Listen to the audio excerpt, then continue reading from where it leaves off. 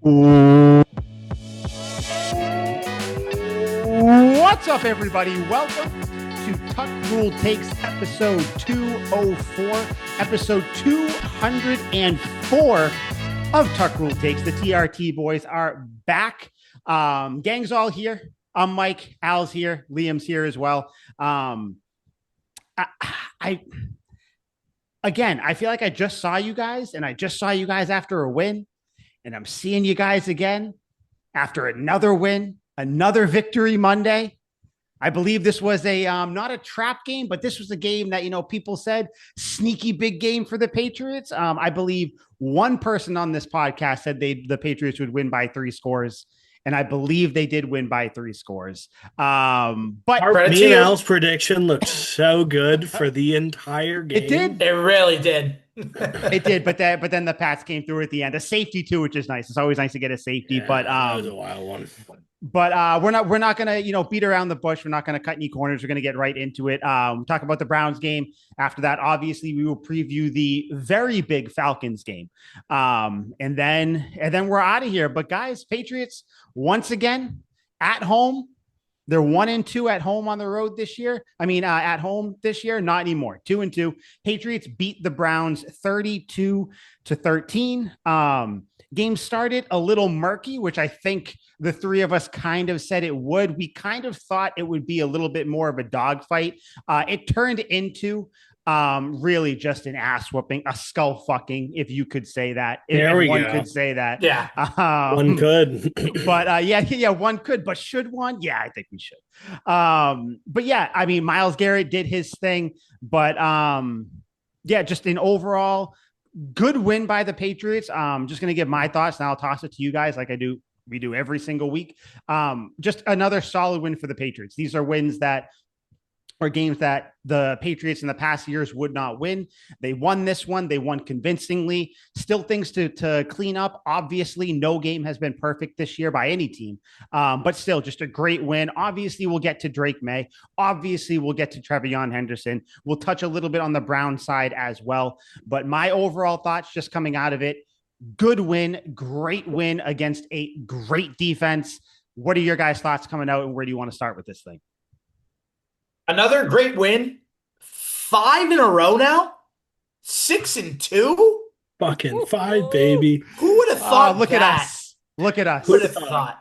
Look at us. The one thing that I really, just real quick, the one thing I really loved about this game, the second half adjustments that this Patriots offense and really the defense made to put clamps on that Cleveland offense after the first drive. But shout out to this team, man. Top 10 defense, top 10 quarterback, top 10 head coach. And guess what? They're probably going to make a move or two at the trade deadline. It's going to make them even better for the short and long term. You can't help but be excited. This is exciting. Football is back in New England. And thank God, because it's been a miserable last 3+ years. It's been horrible. And again, Liam, I always throw it to you with an extra little tidbit. Al, you said second half, great second half team. Drake Maye in the second half. Do you guys know his stats? 8 for 8, 114 yards, 3 touchdowns, 158.3 passer rating. Damn. So I'm just going to toss that to you, Liam. How do you feel coming out of this game? Relatively juiced up. Like let's still remember that this is the Browns. We're not.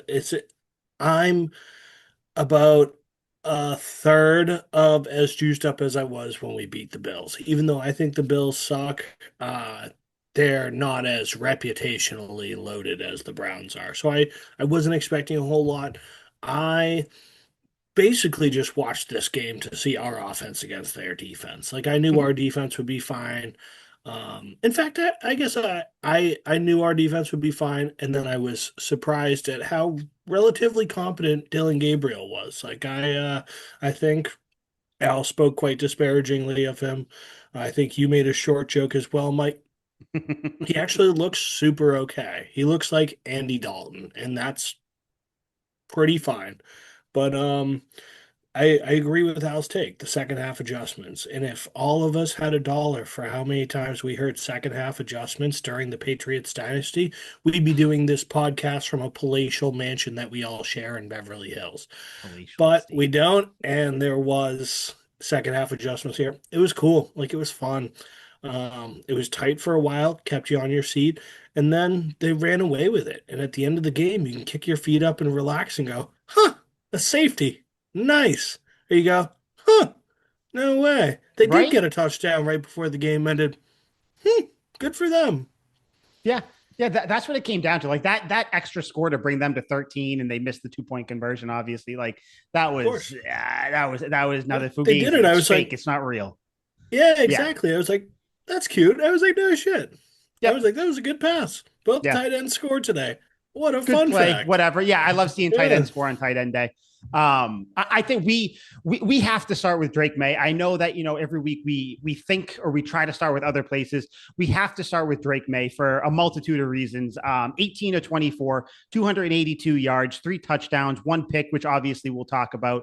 The 282 yards, by the way, far and away the most passing yards the Browns have let up all season. And again, this Browns defense is legit. I think we all said it at one point. I said it during the game to you guys. I was like, if this Browns team had an average offense, they'd be playoff contenders because that defense is good. I did not give them the credit that you guys gave them. I didn't give them the credit they deserved. I mean, Didn't Myles give Garrett, Myles Garrett the credit. 5 sacks. Unbelievable. Mike had the nerve to pose the question, will Myles Garrett be a factor here? And I was like, Yep. yeah, yeah, he will. And even I undershot it. I was like, he's Hand up. probably going to get 2 sacks. One's a guarantee. He's probably going to get two, and he's going to be involved in every play. I gave him Five. plenty of credit, and I was really fucking wrong. 5 sacks by Garrett, but still that didn't matter because I mean the first half was a little shaky, a little rocky for the offense. Obviously, whatever the game plan was that they had was not working. So Al, like you mentioned, they came out in the second half, completely different team. They were doing reverses. Al, I want to give you a shout out. When we're talking coming out of the half, we were like, hey, what can we do? I was like, I want to see more screens. Al, you said, and I'm paraphrasing, you said, dare I say a reverse pass or a double pass? And what did they do? They did it. I stood up and I said, fuck Al. Right when it was 50. I was like, that son of a bitch. God damn it. But that play was great. I mean, McDaniels was cool in his play. bag. It was. We'll talk about him, but still, Drake Maye though, guys. This is the game. I mean, I think we all kind of knew the Patriots were going to win. Like, we're not happy necessarily, or all jazzed up because of the win.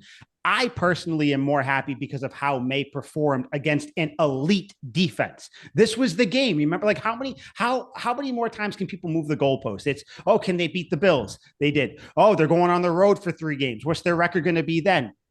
They swept their their little road stretch there. Oh, they're coming back home against the Browns. Great defense. Is the team expectations let down? No. Almost 300 yards, 3 touchdowns. Like, Drake Maye is the guy. He playing like a top 5 quarterback in the league right now. And I'm gonna say it, I think this game it solidified him. He needs to be in the MVP conversation because, again, this Browns defense is legit. Don't let anybody tell you otherwise. Tremendous rush defense, too. Patriots rush for 177 yards. But just Drake Maye, all the plays, the touchdown to Booty. I mean, he had the one where he was scrambling to the sideline to the right, threw it to Booty right on the sideline as well. He had a couple good throws to Diggs, great ones to Mac Hollins. I mean, Drake Maye, what more can we say about Drake Maye, right? There is nothing more because you finally have the guy post Brady. That is the guy. We've talked about this so many times. We had Cam Newton for that year. We had Mac Jones for 3 tumultuous seasons. We had the train wreck for the first 4 games last year. That was Jacoby Brissett. Really, the first 5 games before Poor Drake guy. Maye took over in week 6. Poor guy. No, not poor guy. He knew what he was getting himself into. I don't feel bad for him. He knew what he was. Let the record show Jacoby Brissett is crushing it in Arizona. Yeah, because he doesn't have to start. Because he's literally a backup quarterback that doesn't have to be a full-time starter. We know this. Anyways, you finally have the guy, and you're going to have the guy for the next 10 to 15 years if you play your cards right. And that's a good feeling to have. Now it's about, okay, you got the quarterback. It looks like you have the left tackle, and it looks like you have a shutdown corner. Now you just got to fill everything else out with youth and talent, which you're slowly doing with free agent signings and everything else too. Everything just feels good right now. It's great. Dude, it is tough to find negatives, right, Liam? I don't think Will Campbell is finding a whole lot of positives after getting mulched by Myles Garrett. Like, obviously, he's a Hall of Famer, and, this doesn't mean Will Campbell's bad. It Mhm. means Myles Garrett's really fucking good. But Yep. I'm sure he woke up on Monday and was like, I do not want to go to this film room. This is going to be Good. Good. I yeah, hope he 100%. did. It's definitely like in the grand scheme of things, is a good thing. But our rookie left tackle looked like a rookie left tackle. I mean, granted, anybody Myles Garrett lined up against, what Yeah, he was totally. just 10-year vets look like killing a them. rookie against Myles Garrett. I totally get it. But But still, like, though, Will Campbell, though, definitely not a great game. I mean, yeah, obviously, no. that makes No one's sense. like, oh man, the offensive line for the Patriots just no, he, no one's saying that. he had a better game than you'd think. Just people were breaking down the film, but Yeah. everybody still says like just Well, they put Garrett on obviously either side. They put him at defense. He had a sack from all three spots: left anywhere. end, right end, Yeah. defensive tackle. Which is, I think, besides J.J. Watt, the only player who's ever done that. Which is a Yeah. fucking absurd. You're not going to face another guy of Myles Garrett's talent Nope. again for the rest of the year. Like you Nope. look through the schedule, who it really scares you as like a defensive end or, a pass rusher or anything.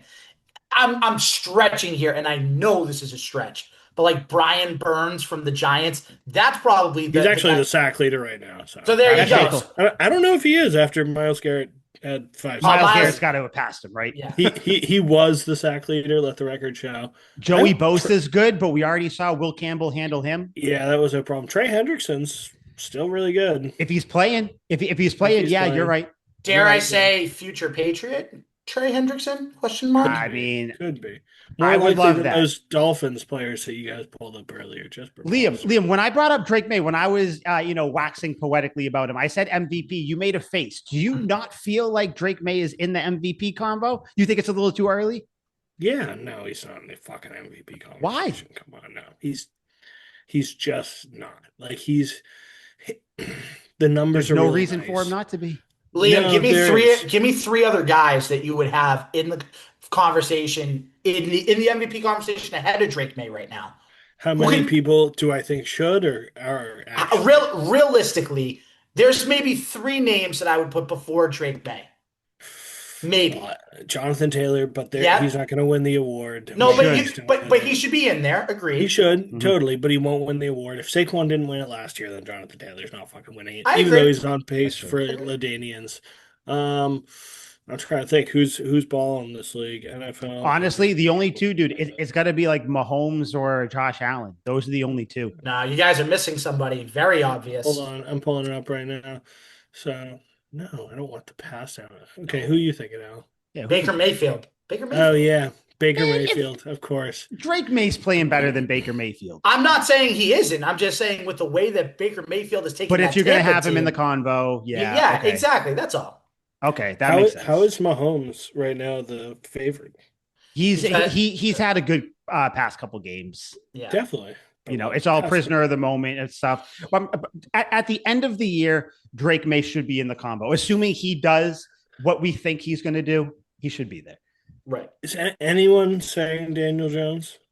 No, could because he's Daniel Jones. People aren't I for get some it. reason. Totally.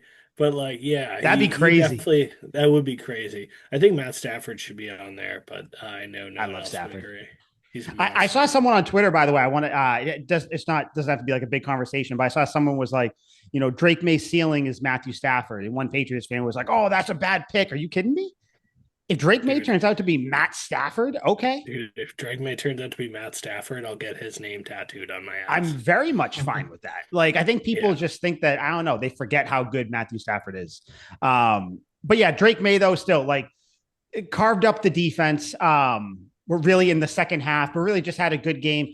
He did have the pick. I want to get you guys' opinion on the pick because I know everybody's saying, horrible pick. The guy was right in front of you, which is true. But the defender also made an awesome play. Like, how many times do you see the linebackers jump up and they just tip it, they can't get it? That defender for the Browns is really good. He's going to be good for a long time. But still, rough interception. There was also the strip sack. I don't really like the strip sack. I mean, it is what it is. Like, I'm not going to put it on him. It's just a fact of football. But the pick, obviously, kind of a rough pick. He has 3 on the season. Did that sway you guys at all? Did you guys? I saw some Patriots talk show host being like, we got PTSD of earlier in the year or last year. I didn't. I just said, oh shit, okay, it was a pick. We'll score the next drive. Like that's how I feel. There's a reason I bet on this. I saw it coming. Like he Yeah. hasn't thrown a pick in however many games. Tom Brady threw picks. Aaron Rodgers never threw picks, but like Drew Brees threw picks. Like Yep. it's due. So I was like, if there's ever a time to do it, I'm checking my watch. I'm like, Browns, really good defense, a lot of pressure. I'm like, he's probably due for one. And I cashed in on it, which was Yeah. really nice. Good for you. It wasn't necessarily that it brought flashbacks to like the last couple of years, but what it brought flashbacks to was, okay, the Patriots made a mistake. Will this mistake kind of sink them for the rest of the game? That was the only thinking a little bit. Mm-hmm. But then in the second half, and I know we'll talk about it, but still, touchdown to Hunter Henry, get a stop. Touchdown to Stephon Diggs, get a stop. Deep touchdown to Kayshon Boutte. Now it's 30-7, and it's like, okay, this turned into an absolute laugher. So that's where it's like, okay, the interception, you were down 7-3, you throw a pick, Cleveland gets it in Patriots territory, you're like, excuse me, you're like, Jesus Christ, like, is this going to be the game where it finally, like, they come back down to earth? But no, they made the adjustments and they did what they had to do. Yeah, that's why I posted it a couple of days ago. I was like, I think this team, the Patriots, are to the point now where they weren't earlier in the year, definitely not last year, where they can overcome a mistake or two. And they did. I mean, granted, of course, they're playing Liam, like you said, they were playing the Browns offense, but still, like just to show the team overcoming that, which is something that a younger team shouldn't do. The Patriots are one of the youngest teams in the league, a new team, so many new players, new coach, everything. But yeah, I think it just kind of showed that, they faced some adversity, granted, like we all said, against a lesser offense, but they didn't turtle. They didn't come out and play sloppy after. They came out and just, like you said, Al, went down and scored 3 consecutive drives pretty much right after that. The second half, by the way, yeah, just a tour de force from Josh McDaniels. They were, seems like they went into the locker room, and like we said, we hear it all the time: halftime adjustments, halftime adjustments. They did it, and yeah, it was pretty much done. It was done. The second that they scored that, when he threw that one to Diggs, I was like, okay, now we're definitely done. Then obviously hit Boutte, all that stuff. Kind of the second half, though, I feel like actually on offense.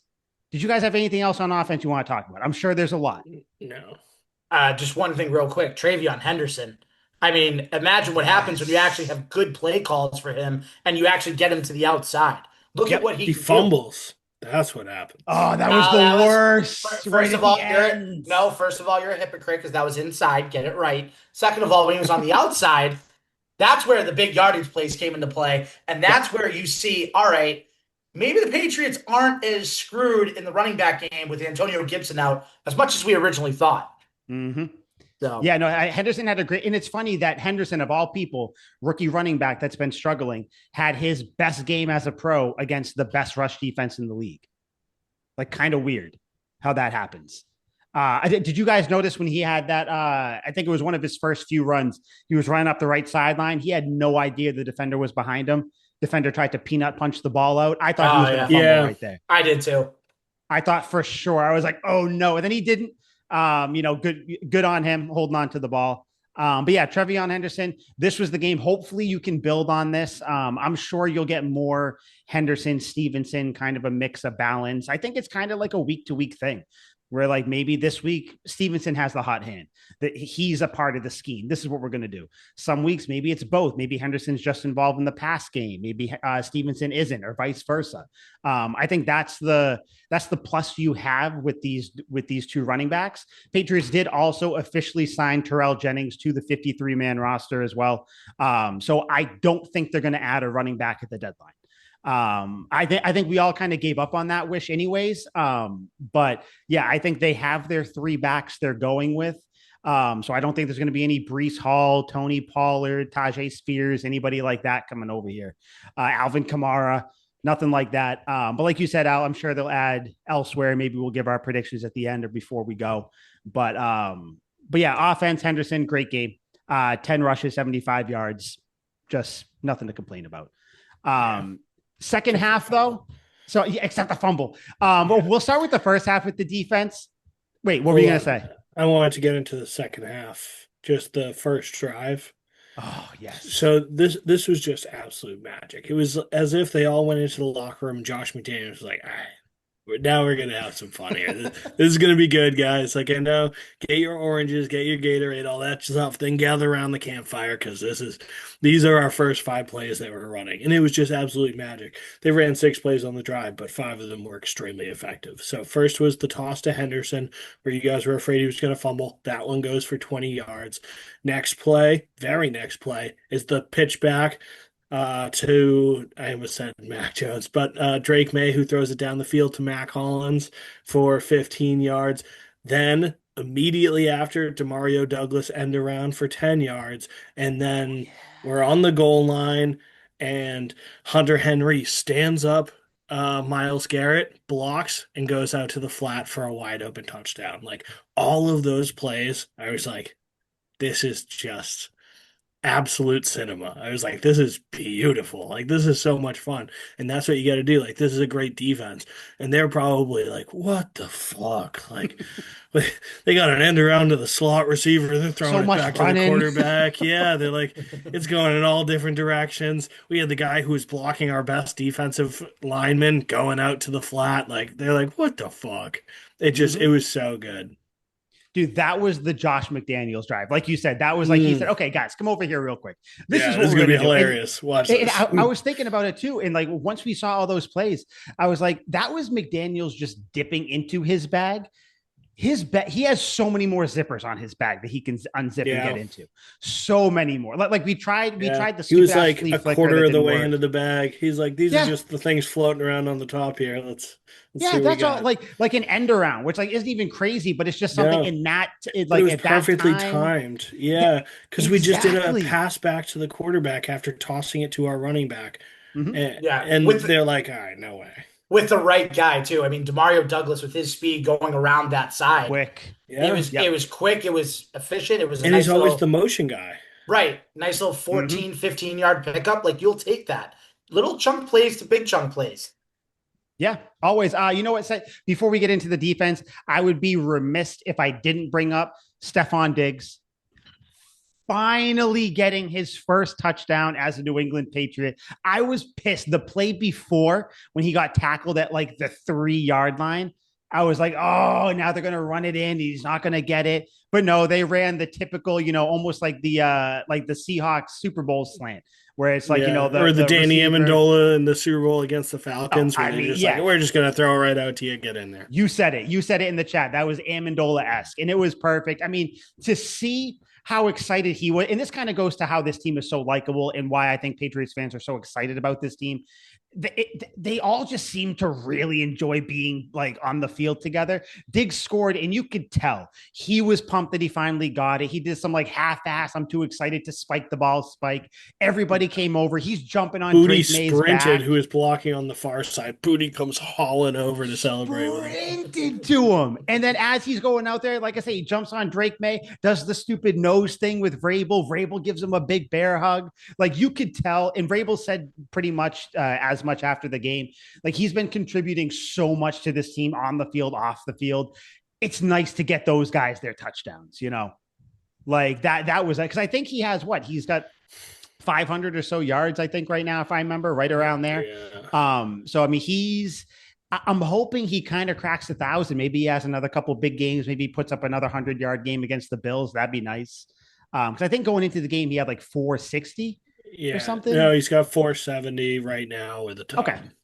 Okay. So yeah, I mean, I think he gets right around 1,000. Hopefully Booty probably gets right around there too. So that'd be pretty sweet. Mac Hollins, by the way, another just solid game. Never anything like too crazy, but he's just reliable.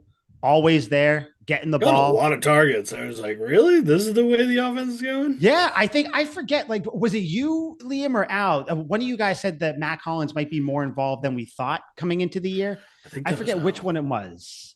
Which one? But maybe it was me.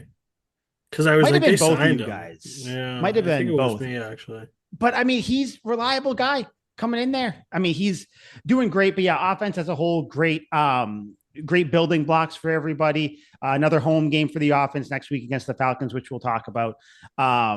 Really But cool Robert Spillane pick too. I think we all would have given any limb that's not super valuable to get him in the end zone on that one.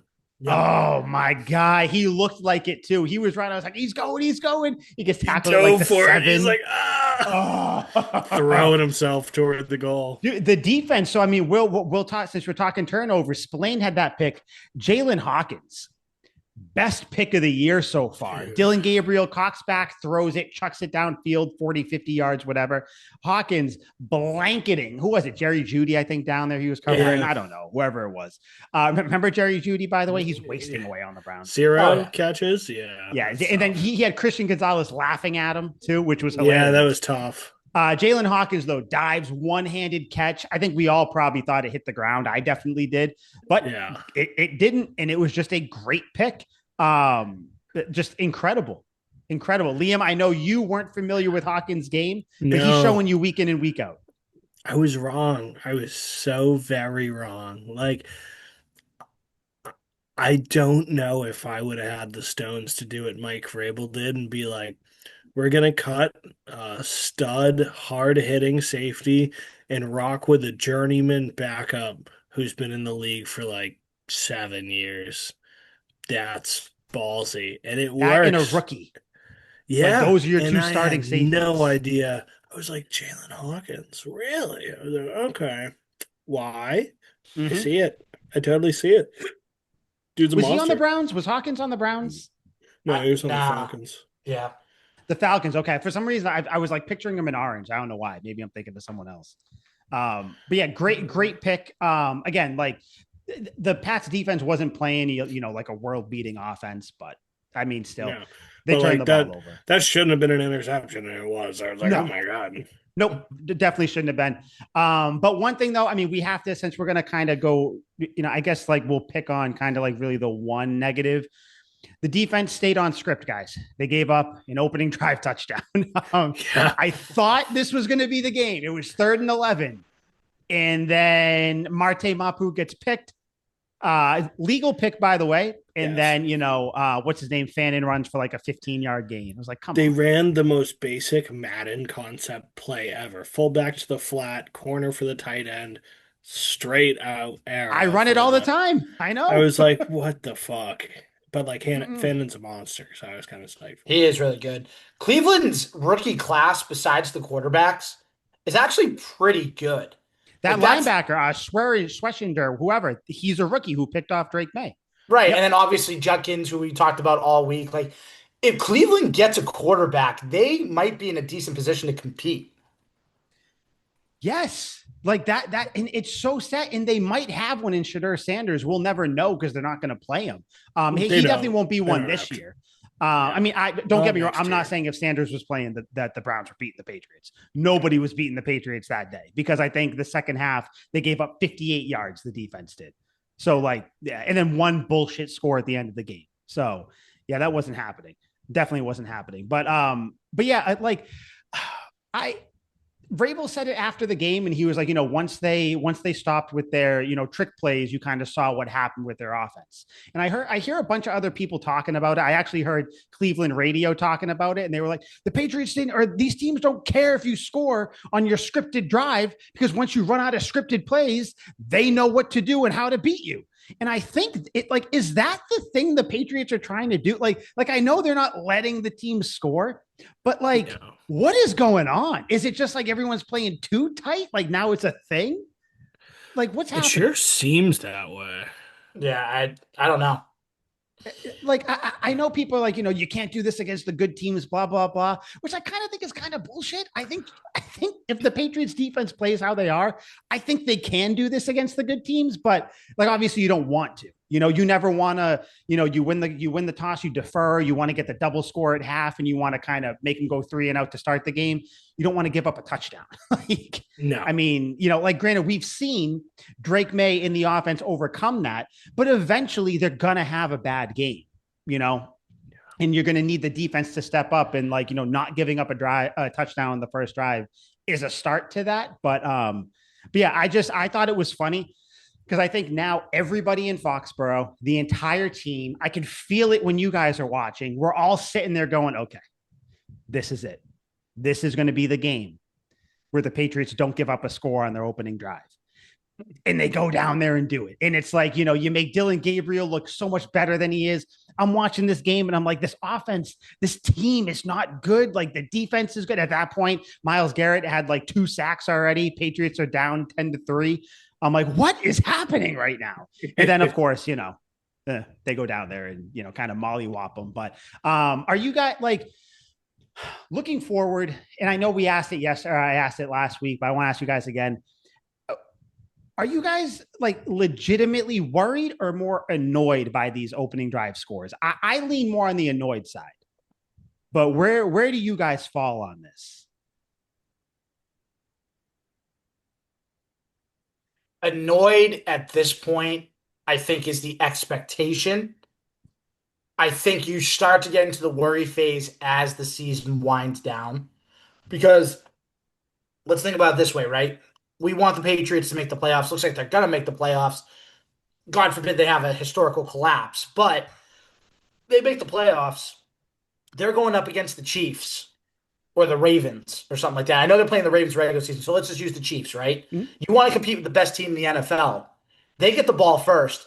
They go down and score 7-0. And then if the Chiefs get some sort of fumble turnover, they go down and score again. Now you're down 14-0 to a really good offense because you couldn't get off the field. That's why if they don't start to like pick it up, especially now, it's going to be November next week. You don't start to pick it up now, that could be a problem come playoff time. So for the regular season, you can get away with it, especially with these teams you're playing. But once you get to the playoffs and you get deeper into the playoffs, that's going to be a big problem. Yeah, you're playing with fire, kind of, right? Like You that's are. kind of what it You're comes down putting to. you're putting your hand on the stove and burning yourself, literally saying, Yeah. "Hey, this is a good idea to not stop them and to give up points." You're going to get burned in the long run with it. Yeah. I mean, Liam, is this something you're worried about? Or I know you're not worried if they end up playing the Bills, but is this something that you're worried about long term or just kind of meh?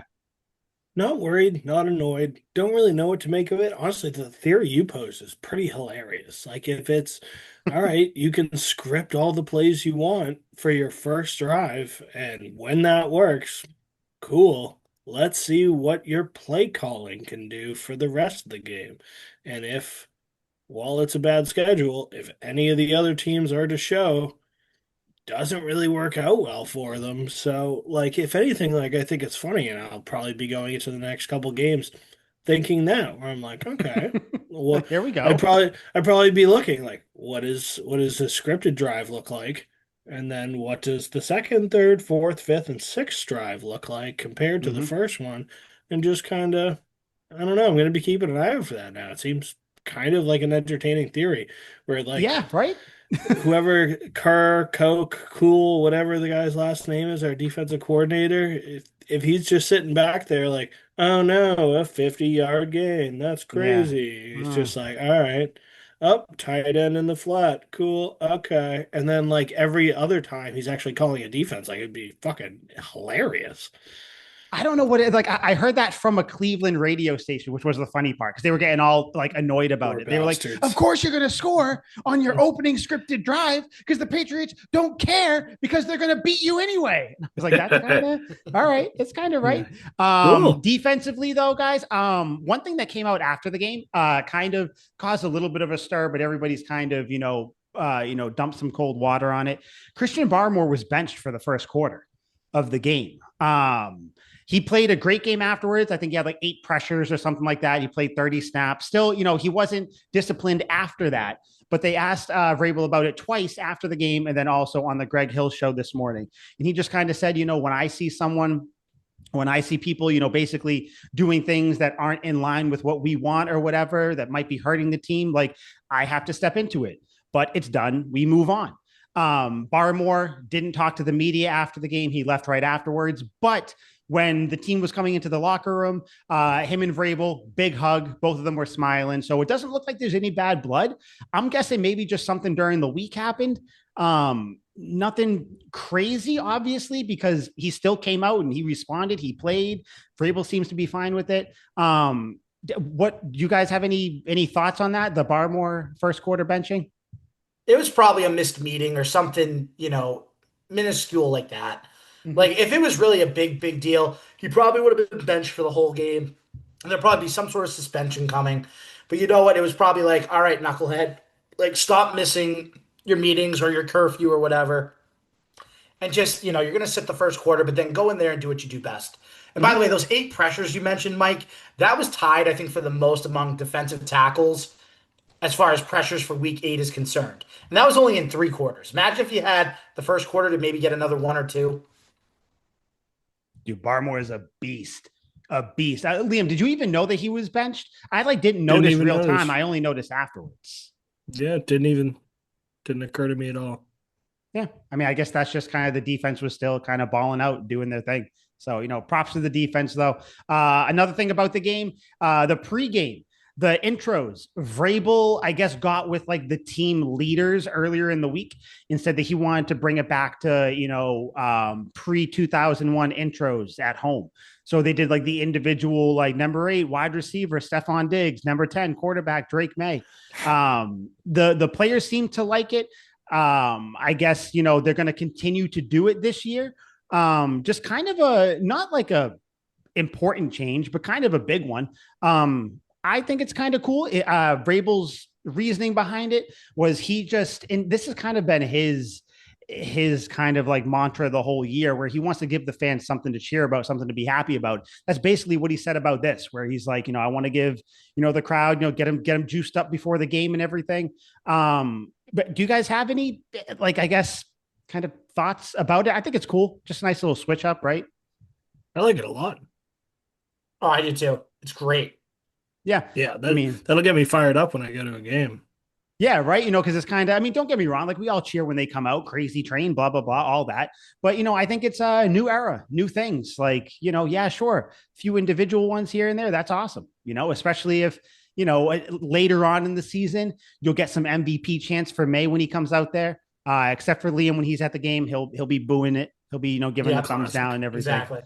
But yeah, guys, that's really all I have for this game. Great win again against a great defense. You guys have anything you want to touch on for this one at all? Anything else that I didn't pose to you guys or anything? We don't have to talk about this, but just kind of an observation. It was great to see Christian Gonzalez getting involved, making tackles, breaking up passes, being the shutdown corner that everyone knows him to be. Now he's got his legs under him. Now he's got his reps under him. Now he's ready to take off. Mm-hmm. And by the way, before the season started, if you were to tell me that the Patriots would be 6-2 with Christian Gonzalez missing like 3 or 4 of those games, would you have called me crazy for that? Probably, right? Yeah, Yeah, almost. I mean that's a testament to how important Gonzalez is to this defense now and going forward. So it was nice to see him kind of get his legs under him, and he's going to be challenged more as these next couple weeks coming up, especially with Tampa Bay and especially with Atlanta next week if Drake London's back. So it's going to be good to get the old school Gonzo back. Yeah, it'll be nice. I mean, you can tell he's got his legs back under him when he's, like I mentioned, he's kind of talking shit to Jerry Jeudy on third down. And, Gonzalez had to get not pulled away and like, hold me back, bro, but kind of like pulled back to the sideline by Marcus Jones. Cause it was kind of like, like, hey, come on, man, we already got him off the field. Let's go. That's the shit you like to see. Gonzo isn't a very talkative guy. So like you said, it's nice to see him kind of do it on the field. Yeah, great game from him. Great game from the defense overall. Of course, there's things to nitpick, but I mean, that's every game. I don't find it fun to sit here and just talk about all the things you can nitpick. And you guys fall in that same lane as well. Of course, if there's glaring things, we'll talk about them. But yeah, a lot of things are getting picked up. Patriots aren't fumbling the ball as much. Grant, I say that as they have a strip sack and Henderson fumbles in this last game. But overall, a lot of good things happening. Any closing remarks on the Browns game? Just keep the train rolling. Got it done. Keep it going. Rolling. Keep it going. Speaking of train, that is not even a good segue because I don't have one. Couch Guy Sports. Al, You were the one put Liam and I together. Now you're a part of it. Couch Guy Sports, go check them out. It is couchguysports.com. Liam also has a Celtics pod up there, the Rafters. I'm assuming it's not a very excited pod going on right now. Celtics aren't playing I'm too actually well. super jazzed up. If you let me go on a very quick soliloquy Give me some. here. Yeah. Give me 90 seconds on the Celtics. For the first time since 2013, the Celtics organization and their fans are unburdened by expectations of championship or nothing. Mhm. For the first time, you get to sit back and relax and not criticize a team when they lose a game in the first 2 weeks of the season. There are no expectations. And you get to watch a young team run and gun. They traded for an incredibly high scoring combo guard from Portland. They drafted a very handsome Spanish person who's in there playing point guard for us. Like, we got a ton of young big men, drafted one, got one from the Raptors. Things are good. Things are fun. We have the former Big Ten Player of the Year riding our bench, and is he fun to watch? Is he very good? No. But we have Luka Garza on our team. It's cool for the culture. It's like when you had Blake Griffin. He went in there and scored 2 points a game. That's not what this is about. It's the fact that we had Blake Griffin on our team. The team is fun. The team is interesting. And now all the hypotheticals about what would it be like if it was Jaylen Brown's team are now coming to fruition. So why don't we all shut the fuck up and enjoy this? I'm actually super psyched for it. Yeah. And I don't care if they've lost all these games. They're fun to watch. I was just gonna say real quick to that. Anthony Simons is fun. I like watching Anthony Simons. He's fun to watch. so much fun. And honestly, I'm just gonna say this: if you tanked this year and got AJ Dybantsa in here next year with Jason Tatum, how much fun would that be? It'd be awesome. But like that tank talk, it's toxic. Like I'm just just worst case scenario. No, 100%. Like if you're absolutely dog shit, but I don't think there's almost any chance that this team's dog shit. I think they're going to be 500. They're going to be an electric 500, like the Clippers used to be in like the early 2000s with Darius Miles and Lamar Odom and Quentin Richardson. Like they're going to not be super good, but they're going to be so much fun to watch. You want to know how you tank? Play Peyton Pritchard as much as you can. That's how you tank. You suck. And actually, he hasn't been playing very well. So. I know he hasn't. That's one of the reasons I've been watching every single minute. Yeah, you're an awful person. But that was talking Celtics with Liam. But yeah, go check out Couch Guy Sports. Also, Sports Spider. That's Spider with a Y. Go check them out. You can listen to them anywhere on, I don't know, like say you're like strolling through the zoo or you're hiking on the trail or something. You can listen to sports, or you can check out Sports Spider. Go to the NFL tab. Patriots, we're right there if we're not scrolled down a little bit. But guys, big game coming up against the Falcons. Apparently, some people who go to the zoo get girlfriends too. It's big wild. Game coming up against the Falcons. Crazy. The thing is, like, no one knows the zoo story, so we'll have to maybe sexless activity. Maybe one day. Well, you can't have sex at the zoo. I guess you could. Anyway, Falcons coming to Foxborough on Sunday. It's another 1:00 game, right? Patriots don't have any more 4:00 or anything other than 1:00 unless it's Thursday night, if I remember correctly. I would assume some of those games are going to get flexed out, by the way. The Bucks game, we'll find out tomorrow. When you're listening to this, listener, you'll know if the Bucks Patriots game got flexed out. But I would assume some of these games are going to get flexed out, the Patriots are going to have many more primetime games next year. But Falcons come to town. The Falcons, very good passing defense. In fact, they have the best passing defense in the league. They have the 18th ranked rush defense. So kind of similar to the Browns when it comes to like passing wise, what's going to happen. But I do think that the Browns defense is definitely better than the Falcons overall. The difference between this Falcons and the Browns team that you just played, Falcons actually have a serviceable offense. Even if Drake London is a little nicked up, which we'll find out later on in the week if he is, if he's going to play or not.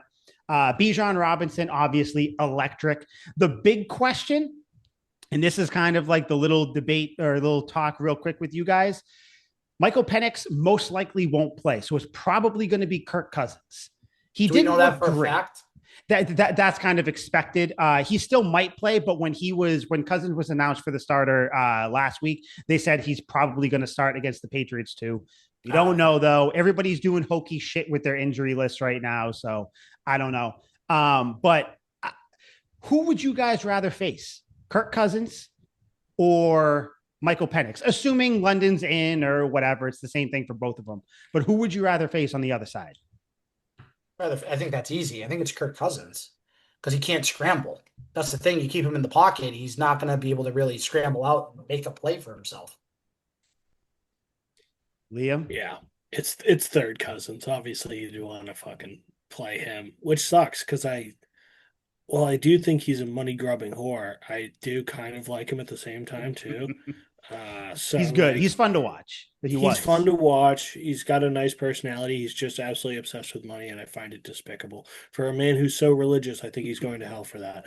But yeah, I'd obviously much rather play him. He's truly, like I told you guys in the group chat, like he's one Milton Williams sack away from not being on that field. And whoever the third string guy is probably not good. Unless by some act of God it's Taylor Heineke, then we're all fucked. But I'm gonna check that out right now.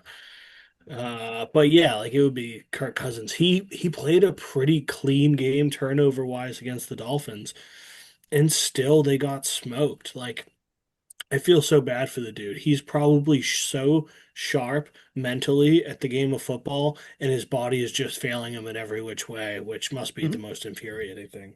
Yeah, no, I mean, that's probably it. And that's why, I mean, it's a clean sweep. I think we'd all rather face Cousins. Penix has more of a live arm too. They always say with the young kids, your arms, they got more of a live arm than, the old vets.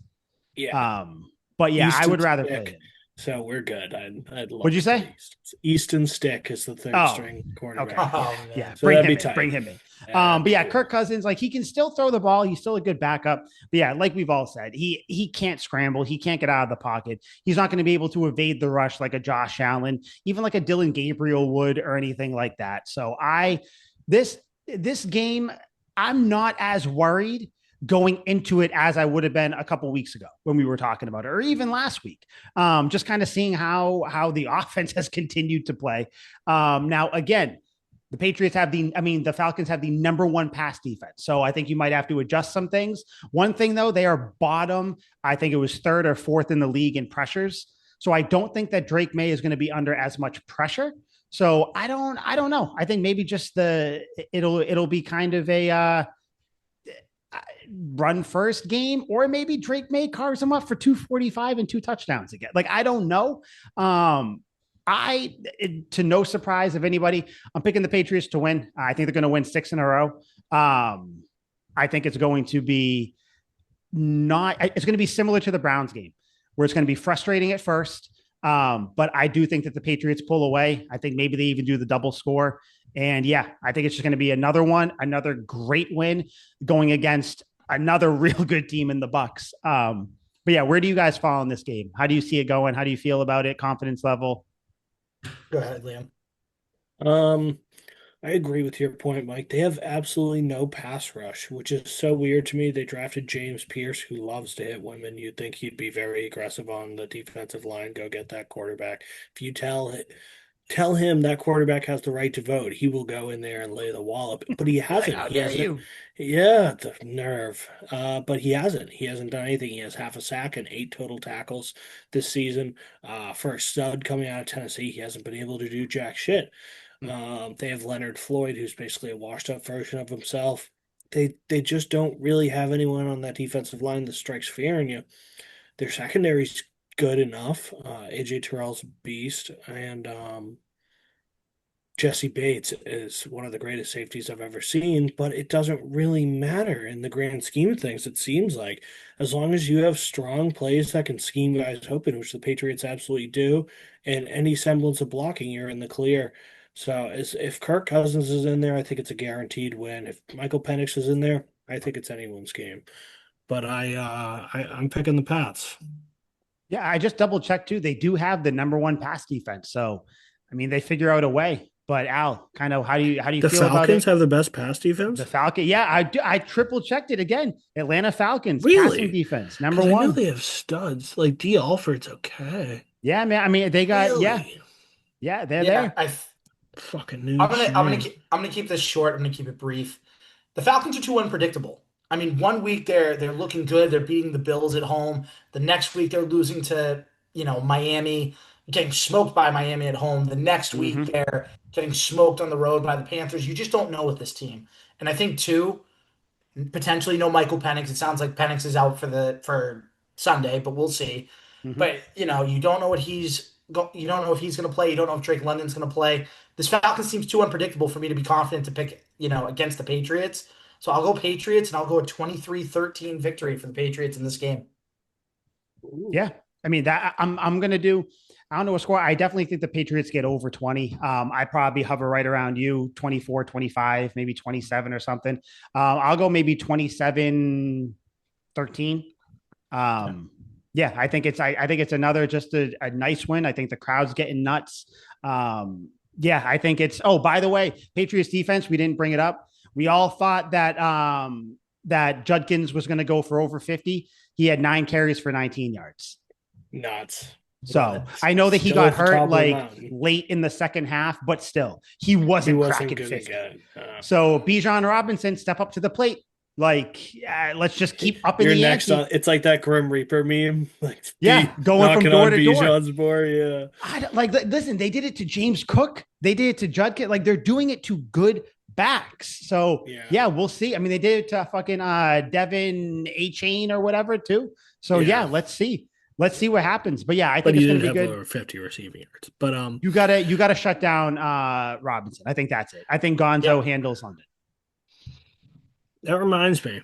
Did we win our Tuck Roll takes bet? Because I know I No, won mine. What was no. yours? So We let's took update the score. we took Stevenson. I'm making a declaration right now. I am declaring that we do not take mine this week. We take one of you guys. Okay. Well, I have one that I think we'll all be excited about. All All right, right. say it, because I got one too. But So you say it, and then let's now we'll one get and out of three. here.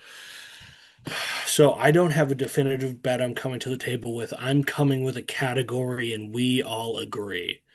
We've talked about how immobile and corpse-like Kirk Cousins is.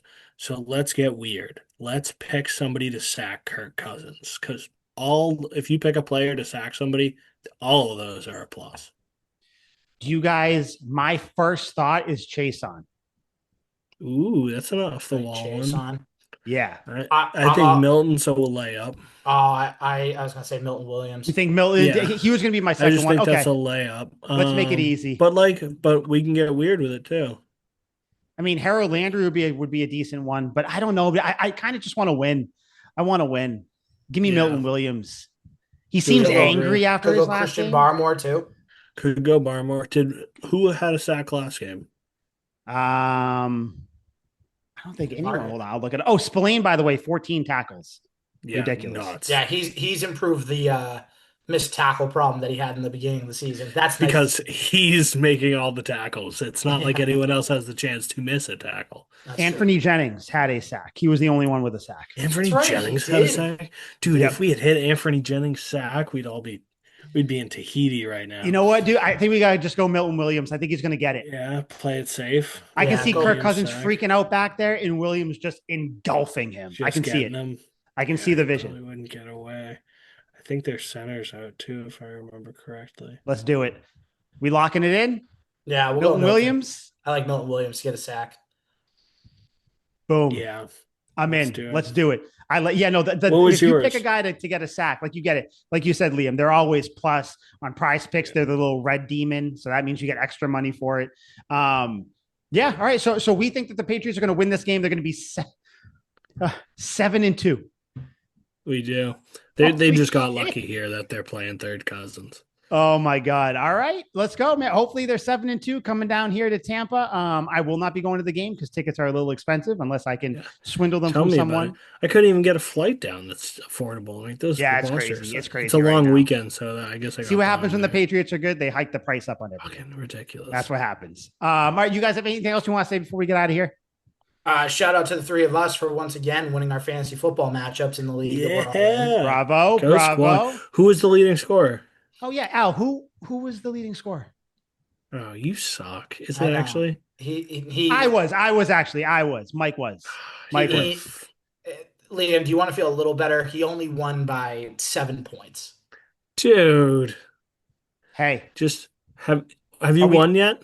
are we doing style points? No. I haven't won the leading scorer yet, Okay. so All I'll right, That's take fine. fine. this one. So Fine.